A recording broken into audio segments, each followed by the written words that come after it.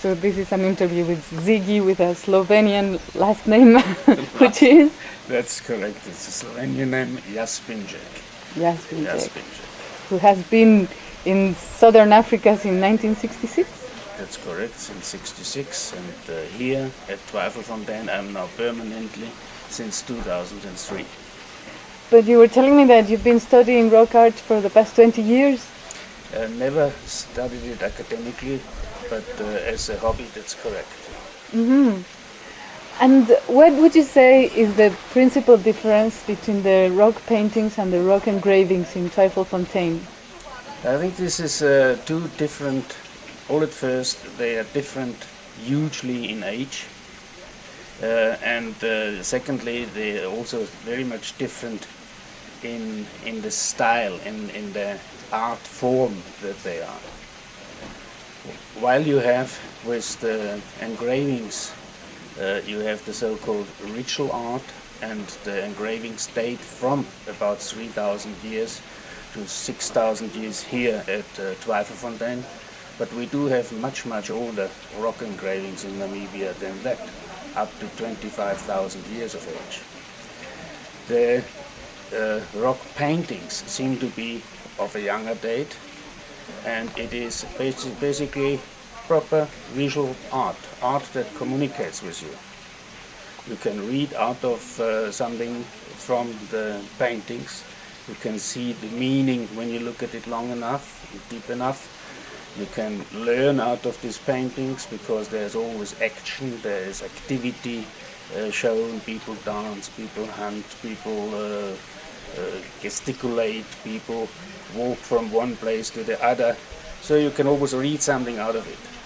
In the other art, the older art, the ritual art as we call it, these engravings, the petroglyphs, do not talk to us. They are there, basically, how shall I say, well, motionless, sterile. There is no dynamic in the engravings, and it seems like they were not meant for people. Seemingly they do not carry a message for us, and that is what makes us think of ritual reasons, namely that these engravings have been done by people out of a need or a want. That means if they were not having rain, for example, always something to do with the essentialities of life. For the rain, for example, if they did have a long dry period, they would perform a rite to bring the rain down. And we believe in this case they would engrave giraffes. We think very strongly, we don't know, that the giraffe was the rain bringer. Or if there was luck in the hunt, they may engrave the animal they wanted to hunt. Or if they needed strength, they may have engraved a rhino or an elephant.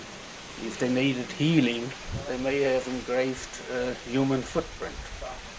The footprints are always of the right foot. The right foot is the foot, the rhythmical foot of life that gives it the rhythm of life. And that is the difference in these art forms. The one, ritual art, the other is what do you call it, communicative art.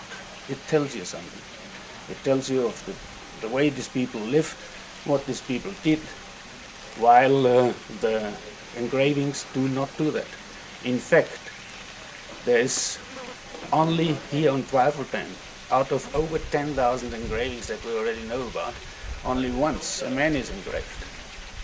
While Bushman paintings, or the Sun paintings, is which you better formulated, they are full of man.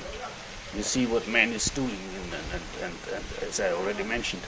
And there, no man, only one, with one exception, at the lion painting, at the lion engraving, there is one particular engraving which shows a man catching a small ostrich by the neck. That is also the only engraving of which I know of that shows actually dynamic and action. So this points all that this these engravings were rather something made for their gods or their deity that they were admiring or looking up to, than it was for people themselves. And there is strong talk that the carvers, the engravers themselves, were the shamans, that they weren't into trance, that the engravings were maybe a method of focusing concentration and enabling these shamans or the engraver to fall into a trance-like situation. You can see that on some of the engravings being in very secluded spots, sometimes hard to have access to. This may have been places of entrance to the spiritual world for them, and the engraving may have helped them to focus and to concentrate on it. Mm-hmm. Is this common throughout Southern African rock art, or is it a particular characteristic of the rock art in Twyfelfontein? Well, this is especially strong here in Twyfelfontein. We do have places in also here in the Marland further north, where we do have engravings of the same kind, but we also have engravings where there is dynamic in it, where whole hunting scenes are engraved, where people are engraved dancing around huts, probably being wedding ceremonies or whatever. So this time, so there are engravings. There do also engravings exist, which show dynamic, which show something of the life of these people, but not here in Twyfelfontein. Here it seems to be exclusively ritual painting, not made for man. Mm-hmm.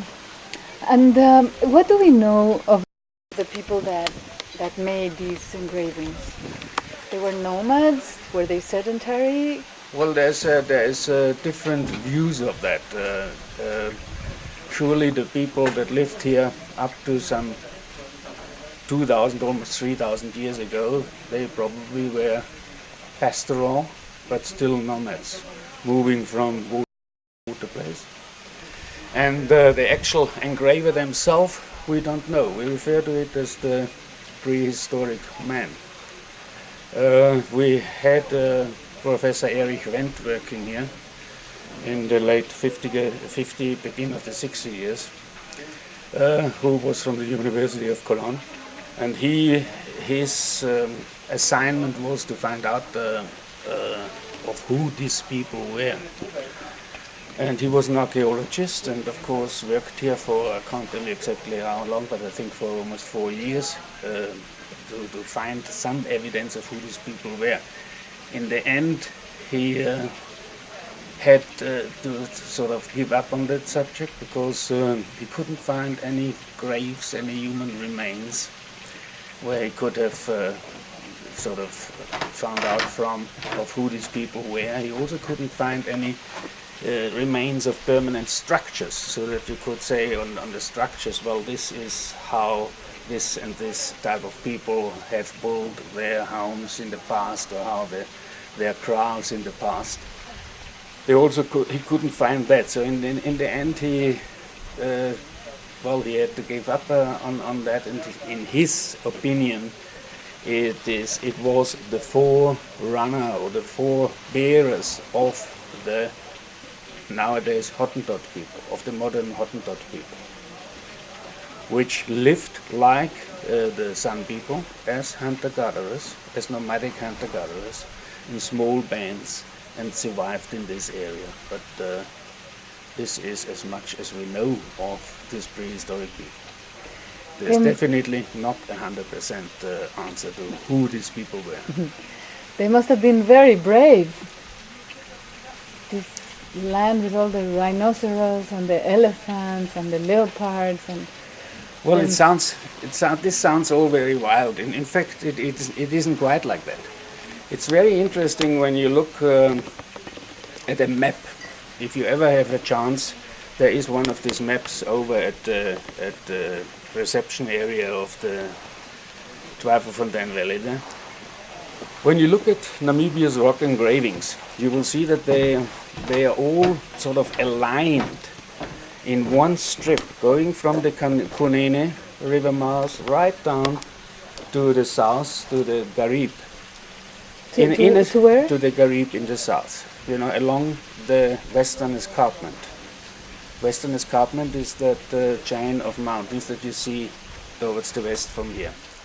And you will notice that 85% of all our sites of engravings and paintings, a good 85%, lies in a strip from about 75 kilometers from the sea to about 175 kilometers from the sea along this escarpment. What that means is that for thousands of years there were ideal conditions here for the early man to survive. That just means there must have been good water sources, means that there must have been good pasture and abundant wildlife and so on. So these people could survive here. They didn't survive only for 100 years here in this area. They survived for many, many thousand years. And do you think that they had any contact with the bands from Tsodilo in Botswana? I wouldn't know that. You would have to ask somebody who studies who studied this more deep. Mm-hmm. I couldn't say that. I believed similar engravings or so are found there as well, and paintings. But if you look into these rock engravings, petroglyphs, you find a similarity of these engravings worldwide.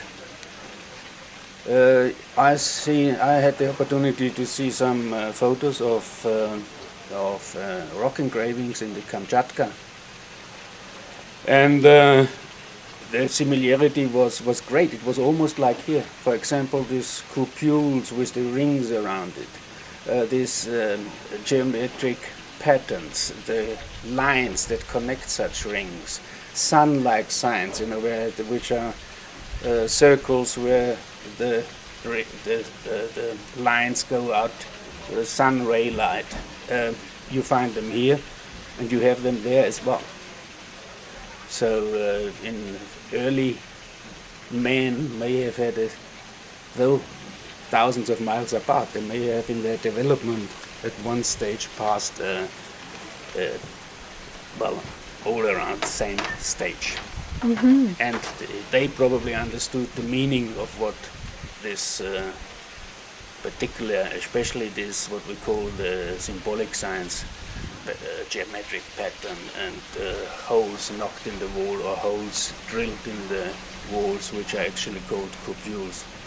And these patterns had for them probably all the same meaning worldwide, because you find this particular engravings worldwide. Animal engravings, of course. Here again, and that talks very much for, that speaks for ritual engravings. Some people have already suggested, oh no, this is just a record, they say, of the animals that lived in the area. Well, if that is a record of the animals who lived in the area, then we have a very poor record there, because it's about 10 animals that are engraved again and again and again and again, hundreds and thousands times the same animal engraved, always again. Nowhere is any small animal life to be seen. No insects, no small things like hares, like spring hare, like rock hyrax. Nothing at all. Animals which must have been aplenty at this time, but they are not recorded or they are not engraved into the wall. And Yet there are some rocks that were considered more ritualistic than others. No, for example, the one that is right out here. It seems that it was much more. It's more laden with significance and symbols and geometric things. And That is correct. Could That we is correct. move over Yeah, to yeah. see it?